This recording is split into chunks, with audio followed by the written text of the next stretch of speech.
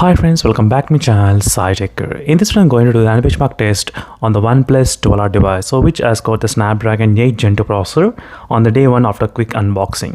So this is a day one of using the Oneplus 12R, which has got the Snapdragon 8 Gen 2 processor, and this is a variant which is a 8GB and 128GB model, which I'm trying to use in this video for the demonstration. And now let's do the benchmark test, and this is my first time doing the benchmark test in this Oneplus 12R.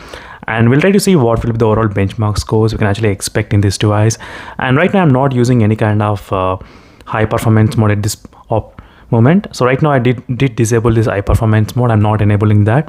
So without enabling any kind of high performance mode, we'll try to do the benchmark test and we'll try to find out the results. And right now I do have a couple of other phones like OnePlus 11, OnePlus 11R and OnePlus Nord 3. I'll definitely do the side-by-side comparison with those devices. So stay tuned for more comparison between those devices as well. So let's get started. So this is the final benchmark test result, guys, in this OnePlus 12R, so which is slightly kind of lower than expected. So because I didn't use any kind of high performance mode at this moment, so that might be the reason why. So now I'll try to use the high performance mode and I'll try to do that test one more time next time. So stay tuned for that video in case if you're interested. But without using any kind of high performance mode, if you want to know exact benchmark test results, these are the benchmarks you can actually expect in this OnePlus 12R. So with the Snapdragon 8 Gen 2 processor. So this will be the overall benchmark test results in this device.